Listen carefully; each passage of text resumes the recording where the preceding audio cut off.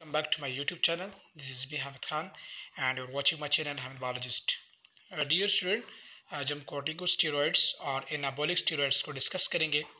ये हमारा pharmacology generic BSN semester 4 का लेक्चर है, यूनिट 1 का पार्ट है। तो सबसे पहले हम इन मेडिकेशन की indication, mechanism of action, side effect और इसके अलावा कॉन्ट्रा इंडिकेशन ऑफ कॉर्टिकोस्टेरॉइड यानी एक्सोजीनियस जो इस वीडियो में आज हम डिस्कस करेंगे उसके इंडिकेशन, साइड इफ़ेक्ट्स और कॉन्ट्राइंडिकेशन के बारे में बात करेंगे। और इसके अलावा जो कॉमनली यूज कॉर्टिकोस्टेरॉइड ड्रग्स है उसके बारे में हम बात करेंगे। इसके अलावा शॉर्ट टर्म और लॉन्ग टर्म कॉर्टिकोस्टेरॉइड थेरेपी के बारे में भी बात करेंगे। इसके अलावा जो एंड्रोजन थेरेपी होती है, एक्सोजीनियस एंड्रोजन थेरेपी, तो उन मेडिकेशन के बारे में बात करेंगे, उनके इंडिकेशन, एक्शन और इसके अलावा कॉन्ट्रा इंडिकेशन के बारे में बात करेंगे। Abusing anabolic steroids, anabolic steroid की एब्यूजिंग या मिस यूज़ के बारे में भी बात करेंगे। और कुछ ऐसे एनाबॉलिक्स जो मोस्ट कॉमन एनाबॉलिक्स ड्रग्स है स्टेरॉइड्स, उसके बारे में भी बात करेंगे। नर्सिंग प्रोसेस या नर्सिंग कंसंट्रेशन को भी हम उसके हवाले से भी बात करेंगे रिलेटेड टू कॉर्टिकोस्टेरॉइड्स और एंड्रोजन थेरेपी। तो सबसे पहले हम कॉर्टिकोस्टेरॉइड्स के बारे में बात करेंगे। कॉर्टिकोस्टेरॉइड्स को हम एड्रीनोकॉर्टिकोस्टेरॉइड्स भी कहते हैं और इसके अलावा ये एक स्पेशल हार्मोन होते हैं जो एड्रीनल कॉर्टेक्स से रिलीज़ होता है, इसे हम ग्लूकोकॉर्टिकॉइड्स भी कहते हैं। एड्रीनल कॉर्टिकॉइड जो एड्रीनल कॉर्टेक्स है, एड्रीनल कॉर्टेक्स ये एड्रीनल ग्लैंड का एक हिस्सा है और जो ग्लैंडुलर टिश्यू से बना होता है और इससे 3 टाइप्स ऑफ हार्मोन्स जो हैं प्रोड्यूस होते हैं। और इसमें सबसे स्पेशल और सबसे अहम जो है ग्लूकोकॉर्टिकॉइड्स होता है जिसे हम कॉर्टिसोल भी कहते हैं। और सेकंड जो है मिनरल कॉर्टिकॉइड्स होते हैं जिसे हम एल्डोस्टेरोन भी कहते हैं और ये सोडियम को एब्जॉर्ब करता है और पोटाशियम को किडनी के ज़रिए यूरिन में रिमूव करता है। थर्ड जो है वो है एड्रीनल एंड्रोजेंस। एड्रीनल एंड्रोजेंस जो है बेसिकली ये जो है मेल में भी पाए जाते हैं और फीमेल में भी पाए जाते हैं। ये सेकेंडरी सेक्सुअल कैरेक्टर में एड्रीनल एंड्रोजेंस का अहम काम होता है। तो जब corticosteroids overall drugs of adrenal overall hormones of adrenal cortex को कहते हैं।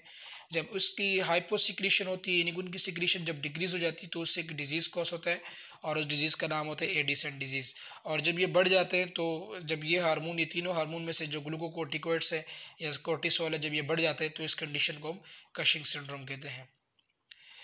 तो जैसे कि आपको पहले बताया कि एड्रीनल ग्लैंड के 2 अहम पार्ट्स होते हैं, एक को हम एड्रीनल कॉर्टेक्स कहते हैं और दूसरे को हम एड्रीनल मेडुला कहते हैं। जो एड्रीनल कॉर्टेक्स होता है बेसिकली ये ग्लैंडुलर टिश्यू से बना होता है और ये मोस्ट आउटर पार्ट होता है एड्रीनल ग्लैंड का। और जो एड्रीनल मेडुला होता है ये सेंट्रल पार्ट होता है और ये नर्वस टिश्यू से बना होता है और इससे केटाकोलामाइन प्रोड्यूस होता है जिसे हम एपिनेफ्रिन और नॉर एपिनेफ्रिन भी कहते हैं। जबकि एड्रीनल कॉर्टेक्स ये मोस्ट आउटर पार्ट होता है और इससे ग्लूकोकॉर्टिकॉइड्स, मिनरल कॉर्टिकॉइड्स और एंड्रोजेंस या सेक्स हार्मोन की प्रोडक्शन होती है। ग्लूकोकॉर्टिकॉइड्स को हम कॉर्टिसोल भी कहते हैं, मिनरल कॉर्टिकॉइड्स को हम एल्डोस्टेरोन भी कहते हैं और सेक्स हार्मोन में एंड्रोजेंस होता है। तो अभी हम कॉर्टिकोस्टेरॉइड्स यानी इन मेडिकेशन जो एड्रीनल कॉर्टेक्स प्रोड्यूस कर रहे हैं इसके मैकेनिज्म ऑफ एक्शन को बात करेंगे। देखो सबसे पहले आप एक्सोजीनियस को समझो। एक्सोजीनियस मेडिकेशन वो मेडिकेशन होते हैं जो हम बाहर से ले रहे होते हैं, चाहे वो हार्मोनल थेरेपी होती है, चाहे वो जो भी एंटीबायोटिक वगैरह हो, वो सब एक्सोजीनियस कहते हैं क्योंकि वो हमारे जीन से रिलेटेड नहीं होता।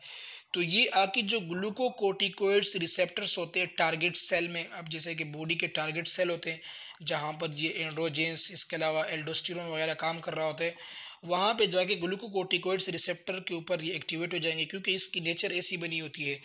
जब ये उसके ऊपर एक्टिवेट हो जाएंगे तो इसके अपना जो नेचुरल फंक्शन होता है जैसे कि इंडोजीनियस कॉर्टिकोस्टेरॉइड का होता है सेम फंक्शन परफॉर्म करेगा। सबसे पहले ये सेल मेम्ब्रेन को मजबूत करेगा और उसकी वजह से सेल मेम्ब्रेन में परमेबिलिटी यानी कि आयंस के मॉलिक्यूल्स वगैरह रुक जाएंगे, वो परमेबिलिटी इनहिबिट हो जाएगी और इसके नतीजे में जो फ्लूइड लीकेज होती है एडीमा कंडीशन में, एडीमा की डेवलपमेंट को रोक देती हैं, एडीमा की चांसेस को रिड्यूस कर देती हैं और इस वजह से हम इसे एंटी इन्फ्लामेटरी मेडिकेशन भी कहते हैं। सेकेंड, ये हिस्टामिन और ब्रेडिकाइनिन को इनहिबिट करता है। हिस्टामिन और ब्रेडिकाइनिन ये एलर्जिक कंडीशन में इसकी मिकदार बढ़ जाती है और इसकी वजह से एलर्जी होती है। और जब ये हिस्टामिन और ब्रेडिकाइनिन को इनहिबिट करती है तो उसकी वजह से, ब्रेडिकाइनिन की वजह से वाजोडायलेशन कम हो जाती है और हिस्टामिन की वजह से इरिटेशन और एलर्जी का जो प्रोसेस होता है वो कम हो जाता है। इस वजह से इसे हम एंटी एलर्जिक भी कहते हैं। थर्ड, इसे हम इम्यूनो कम्प्रोमाइज पीपल को भी देते हैं, यानी कि वो लोग जो किसी लाइफ थ्रेटनिंग कंडीशन में हो, जैसे कि मैलिग्नेंट ट्यूमर वगैरह उनको हो, तो उस कंडीशन में हॉकिंग लिम्फोमा जैसे हो गया, नॉन हॉकिंग लिम्फोमा हो गया, ल्यूकीमिया हो गया, उस कंडीशन में भी हम कॉर्टिकोस्टेरॉइड दे सकते हैं, क्योंकि ये लिम्फोइड टिश्यू को श्रिंक कर देता है और इस वजह से इसे हम इम्यूनो सप्रेसिव भी कहते हैं। इसके अलावा ये लिम्फोसाइट और लिम्फोसाइट के फंक्शन के दरमियान भी मुदाखलत करता है। एंटीबायोटिक जो एंटीबॉडी होती है हमारे इम्यून सिस्टम का, उसमें भी ये इंटरफेयर करता है। नाउ ग्लूकोकॉर्टिकोइड्स, हम सबसे पहले कोर्टिसोन ड्रग्स की बात करेंगे। ये कार्बोहाइड्रेट की मेटाबॉलिज्म को, प्रोटीन की मेटाबॉलिज्म और फैट के मेटाबॉलिज्म को, जो हमारे मसल्स और हमारी बॉडी एक्टिविटी में होता है, उसको इफेक्ट करता है। इसकी वजह से सोडियम एब्जॉर्प्शन भी बढ़ जाती है, और जब सोडियम एब्जॉर्प्शन बढ़ जाती है तो उसकी वजह से हमारी बॉडी में वाटर रिटेंशन होता है और पोटाशियम को लॉस कर देता है। जब पोटाशियम लॉस हो जाएगा, सोडियम की एब्जॉर्प्शन बढ़ जाएगी, तो इसकी वजह से ब्लड प्रेशर भी बढ़ जाएगी।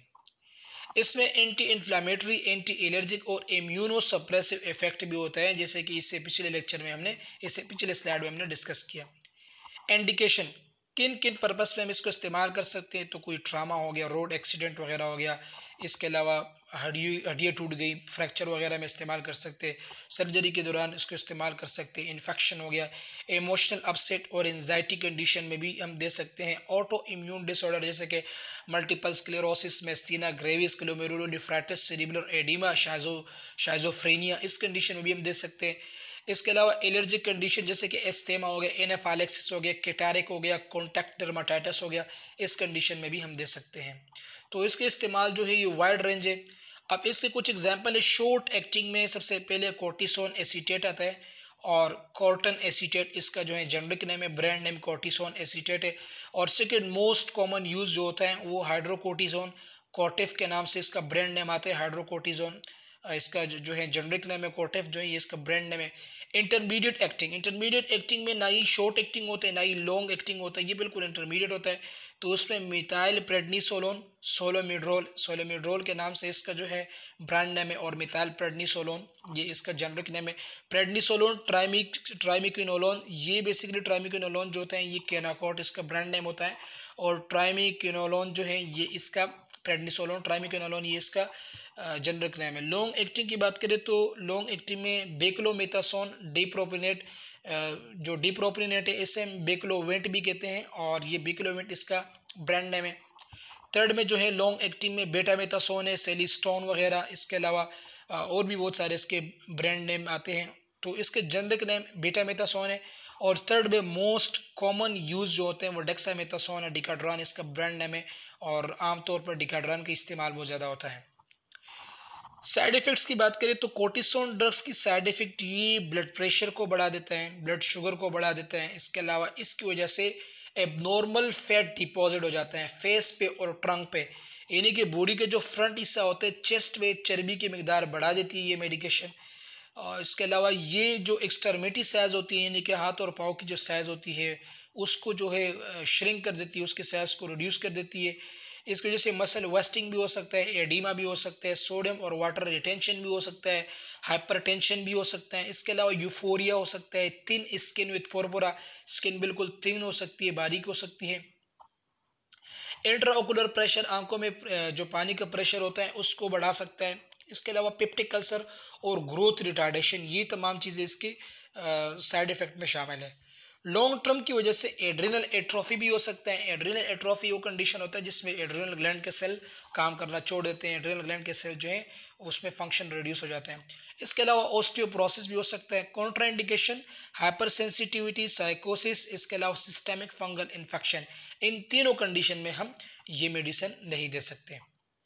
Second, mineral corticoids aldosterone hormone के तौर पे काम करते हैं, और ये जो है फ्लूइड बैलेंस को मेंटेन करते हुए हमारी बॉडी में जो सोडियम, जिसे हम ऑस्मो रेगुलेशन कहते हैं, सोडियम और वाटर की मिकदार को मेंटेन रखता है। ये सोडियम जो रीनल ट्यूब्यूल्स होते हैं, नेफ्रॉन जिसे हम कहते हैं, उस नेफ्रॉन से सोडियम की कंसनट्रेशन को एब्जॉर्ब करता है और पोटाशियम को लॉस कर देता है। तो इसकी वजह से पोटाशियम डेफिशिएंसी भी मिनरल कॉर्टिकोइड्स की वजह से हो सकती है।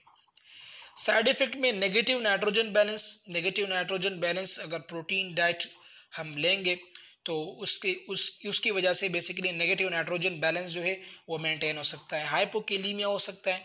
हाइपोकेलीमिया से मुराद है क्योंकि ये मेडिसिन पोटाशियम को लॉस कर देती है, इसकी एक्सक्रीशन करती है, तो उसकी वजह से पोटाशियम की मिकदार कम हो सकती है।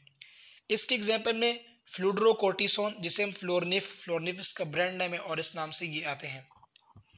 Nursing implication of corticosteroid. Corticosteroid में नर्सिस की इम्प्लीकेशन क्या है? तो भाई basal line vital sign maintain रखना है, लैब टेस्ट वगैरह करने हैं, स्पेशली सीरम इलेक्ट्रोलाइट्स। अगर आपने एल्डोस्टेरोन जो है पेशेंट को देना है तो सबसे पहले सीरम इलेक्ट्रोलाइट्स करेंगे कि आया सोडियम की मिकदार कितनी है, 135 to 145 है या इसकी मिकदार ज़्यादा है या कम है, हाइपोनेट्री में है या हाइपरनेट्री में या हाइपोनेट्री में है। तो इस कंडीशन को पॉसिबल बनाना ज़रूरी है। आरबीएस मॉनिटर करेंगे क्योंकि जो हम कोर्टिसोल जैसे कि हाइड्रोकोर्टिजोन वगैरह हो गए तो वो शुगर की मिकदार को बढ़ा देता है। इसके अलावा क्लाइंट के वेट को, पेशेंट के वेट को भी मॉनिटर करना है, यूरिनरी आउटपुट को भी मॉनिटर करना है। ग्लूकोकोर्टिकोइड्स और मिनरल कोर्टिकोइड्स को जितना ऑर्डर किया है कि जितनी स्ट्रेंथ लगानी है 500 हो, 250 mg हो या इसके अलावा 500 हो, उतना ही लगाना है, उससे ज़्यादा नहीं लगाना है। साइन एंड सिम्टम ऑफ हाइपोकेलीमिया याद रखें। हाइपोकेलीमिया जब हम एल्डोस्टेरोन थेरेपी देंगे तो उसकी वजह से हाइपोकेलीमिया हो सकता है, ये मोस्ट इंपॉर्टेंट पॉइंट है। तो पेशेंट के साइन और सिम्टम ऑफ हाइपोकेलीमिया को मॉनिटर करना है। इसके अलावा nausea, vomiting, muscular weakness, abdominal distension और इरेगुलर हार्ट रेट, इन चीज़ों को भी मॉनिटर करना ज़रूरी है। सेकेंड में हम एंड्रोजिन्स एंड एनाबॉलिक स्टेरॉइड्स को डिस्कस करेंगे। Androgens and anabolic steroid. Definition of androgen: these are male sex hormones secreted by the testes in men and in ovaries in women and adrenal cortex। तो ये main में basically ये male sex hormone होता है और जो main में basically testis की वजह से यानी कि टेस्टिस के ज़रिए सीक्रेट होता है और फीमेल में ओवरीज में भी सीक्रेट हो सकता है और इसके अलावा एड्रीनल कॉर्टेक्स से भी सीक्रेट हो सकता है। एनाबॉलिक स्टेरॉइड की बात करें तो एनाबॉलिक, सबसे पहले द वर्ड एनाबॉलिक को समझो। एनाबॉलिक से मुराद होती है किसी चीज़ की सिंथेसिस करना, यानी छोटे छोटे चीज़ें मिलकर एक बड़ा कम्प्लेक्स चीज़ बनाए, उसे हम एनाबॉलिक कहते हैं या एनाबॉलिज्म भी कहते हैं।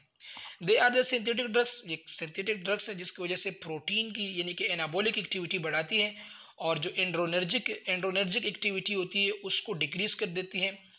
टेस्टोस्टेरोन के साथ अगर हम इसे कंपेयर करें तो ये बेसिकली एनाबॉलिक एक्टिविटी को बढ़ाती हैं, यानी कि बॉडी के मसल्स वगैरह हो गए, प्रोटीन सिंथेसिस हो गए, उसको बढ़ा देती है। और जो एंड्रोजेनिक एक्टिविटी होती है, एंड्रोजेनिक, उसको डिक्रीज कर देती है, यानी बेसिकली ये एंड्रोजन को सप्रेस भी कर सकती हैं as compare to testosterone. Androgens and anabolic steroid drugs. Mechanism of action: these drugs penetrate the cell membrane and bind to the receptor protein in the cytoplasm. ये जो सेल मेम्ब्रेन होते हैं उस सेल मेम्ब्रेन को penetrate करते हैं और cytoplasm में जो प्रोटीन रिसेप्टर होते हैं उसके साथ ये एंड्रोजन्स और एनाबॉलिक स्टेरॉइड आके जुड़ जाते हैं और उसकी वजह से जो रिसेप्टर होता है वो रिसेप्टर चूँकि न्यूक्लियस के करीब होता है तो न्यूक्लियस को ऑर्डर देता है ताकि वो आरएनए को एक्टिवेट करते हैं और डीएनए की प्रोडक्शन स्टार्ट करें, यानी ये एक किस्म के ट्रांसक्रिप्शन इस अमल को हम कहते हैं जिसमें प्रोटीन सिंथेसिस स्टार्ट हो जाती है। ट्रांसक्रिप्शन इस तरह होता है कि सबसे पहले ये सेल आके रिसेप्टर के साथ एक्टिवेट हो जाएगा, वो रिसेप्टर जाके न्यूक्लियस के अंदर जो मैसेंजर आरएनए होता है उस मैसेंजर आरएनए के ज़रिए कमांड करेगा। कमांड के ज़रिए फिर न्यूक्लियस के करीब या न्यूक्लियस के इनसाइड जो राइबोसोम होते हैं उसे हम प्रोटीन फैक्ट्रीज कहते हैं। वो प्रोटीन फैक्ट्रीज जो है प्रोटीन बनाएगा। जब प्रोटीन बन जाएगा साइटोप्लाज्म में तो फिर न्यूक्लियस, चूँकि न्यूक्लियस ने इसमें अहम काम किया, न्यूक्लियस ने मैसेंजर आरएनए के ज़रिए पहले वो रिसेप्टर जो साइटोप्लाज्म में था उस रिसेप्टर के साथ ये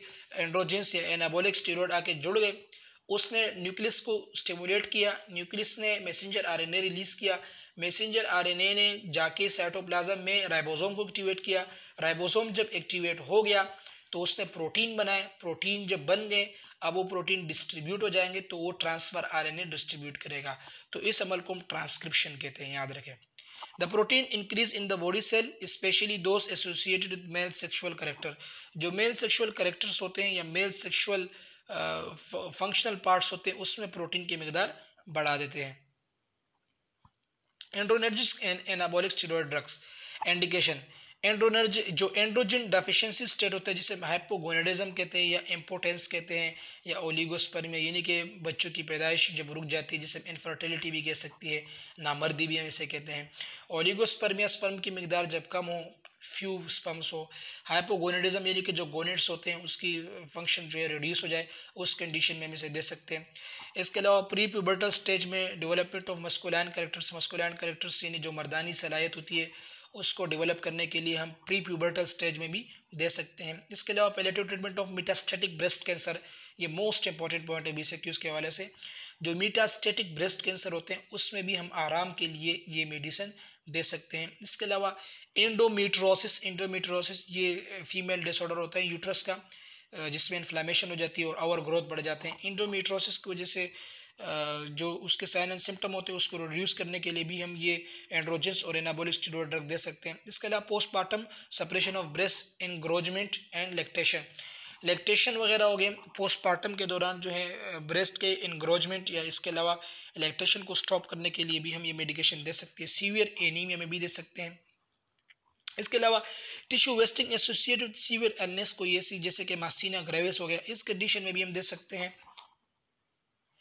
एंड्रोजन ड्रग्स में टेस्टोस्टेरोन एंड्रॉइड के नाम से ये इसके ब्रांड नेम है टेस्टोस्टेरोन साइपोनेट, इसे डीपोटेस्टोस्टेरोन भी कहते हैं। टेस्टोस्टेरोन इनएंथेट ये भी इसके एग्जाम्पल में शामिल है। इसके अलावा टेस्टोस्टेरोन प्रोपियोनेट, फ्लोक्सीमिस्टेरोन, इसके अलावा मिथाइल टेस्टोस्टेरोन, डेनाजोल, डिनोक्राइन भी इसे हम कहते हैं।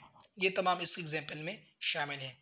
एनाबॉलिक स्टेरॉयड में नेंड्रोलिन डिकोनेट शामिल है। इसके अलावा नेंड्रोलोन फिनोप्रोपिनेट शामिल है, ऑक्जेंड्रोलोन शामिल है। इसके अलावा ऑक्सीमिथोलोन शामिल है, स्टेनाजोलोल शामिल है और टेस्टोलेक्टोन शामिल है। ये तमाम एनाबॉलिक स्टेरॉयड के एग्जाम्पल्स हैं। तो अभी ये इसके रूट है नेंड्रोलोन डिकोनेट IME यानी कि IME भी दे सकते हैं, इंट्रामस्कुलर दे सकते हैं 25 से 200 mg एवरी 3 to 4 वीक, हर 3 से 4 हफ्ते में एक दफ़ा या कंटिन्यूस आप लगा सकते हो 25 mg से लेकर 200 mg तक। इसके अलावा नेंड्रोलोन फिनोप्रोपिनेट जो है ये भी IM लग सकते हैं 50 mg से लेकर 100 mg वीकली, यानी कि वीक में वंस एक दफ़ा लगा सकते हैं। ऑक्जेंड्रोलोन जो है ये ओरल दे सकते हैं 2.5 से लेकर 20 mg 2 से 4 मरतबा दिन में, BD भी दे सकते हो, TDS भी दे सकते हो। ऑक्सीमिथोलोन ओरल दे सकते हो 1 से 5 mg पर kg पर डे, यानी कि 1 से 5 mg पर kg के हिसाब से।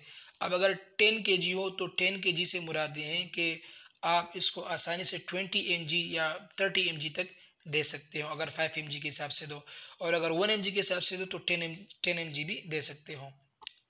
Androgen and anabolic steroid drugs contraindication, pregnancy में नहीं दे सकते।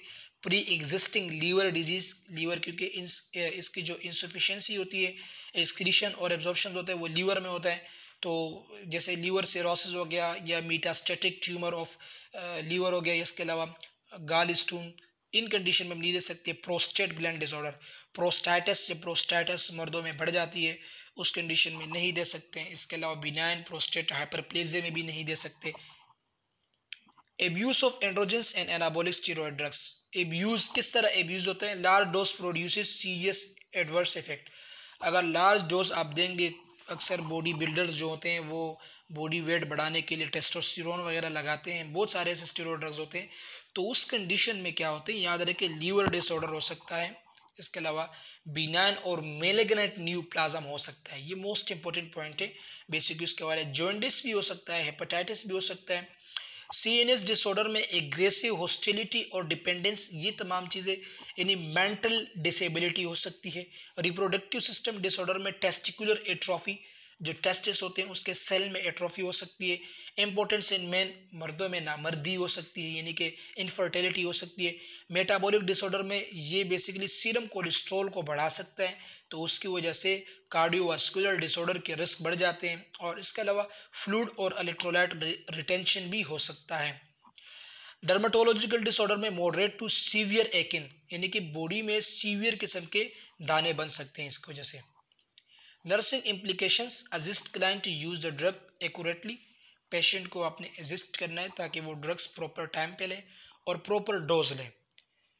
Teach client to reduce sodium intake if oedema develops, clients को आप बताएं कि अगर एडीमा हो गया, जिस्म में कोई सूजन वगैरह आ गई, तो फिर आप सोडियम का इस्तेमाल कम करें, यानी खाने पीने की अशिया में नमक की मिकदार को कम करें। Record weight and blood pressure at regular intervals, हर वक्फे से आपने रोज़ाना की बुनियाद पे क्लाइंट की वेट और ब्लड प्रेशर को मॉनिटर करना है। इसके अलावा encourage not to take OTC drugs, वो जो ओटीसी ड्रग्स होते हैं पेशेंट को इनकरेज करना है ताकि वो ओटीसी ड्रग्स को टेक ना करे। Teach the client to avoid overuse of the drugs, clients को बताना है कि जितने आपको स्ट्रेंथ के बारे में बताएं 5 mg एंड्रोजन्स वगैरह या 20 mg, उतना ही ले, उससे ज़्यादा ना ले, क्योंकि ये एब्यूज़ में चला जाएगा, ओवरडोज में चला जाएगा। और ओवरडोज से फिर क्या होगा, इससे पिछले स्लाइड में हमने पढ़ लिया।